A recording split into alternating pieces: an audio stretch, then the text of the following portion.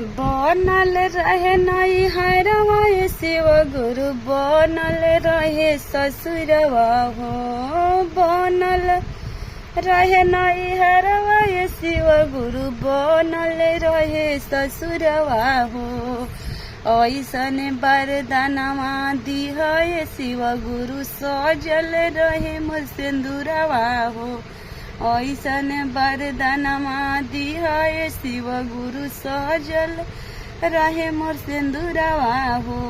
नैहर में दिह भाई रे भतीजावा, ससुर में लौरा देवरवा हो। नैहर में दिह भाई रे भतीजावा, ससुर में लौरा देवरवा हो। ऐसन वरदानवा दिह शिव गुरु, सजल रहे सिंदूरवा हो।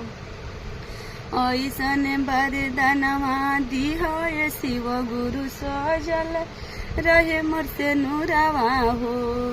खाए के दिह वन धन धनवा, रहे के कोठाया मारी हो।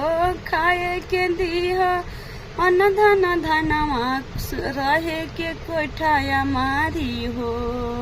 रहे के दिह सासु ननदिया, रहे के दिह सासु ननदिया, शोभे मोरे भवनवा हो। रहे के दिह सासु ननदिया, शोभे मोरे भवनवा हो।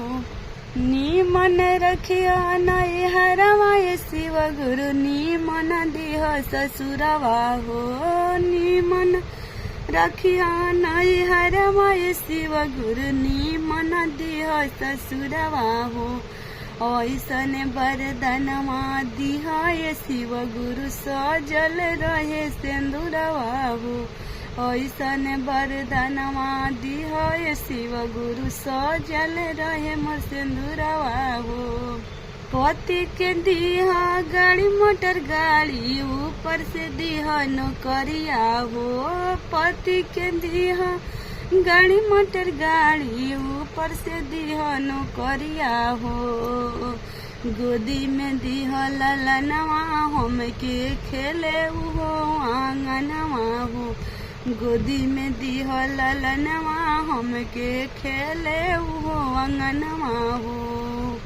नीमन दिह नैहरवा शिव गुरु, नीमन दिह ससुरवा हो।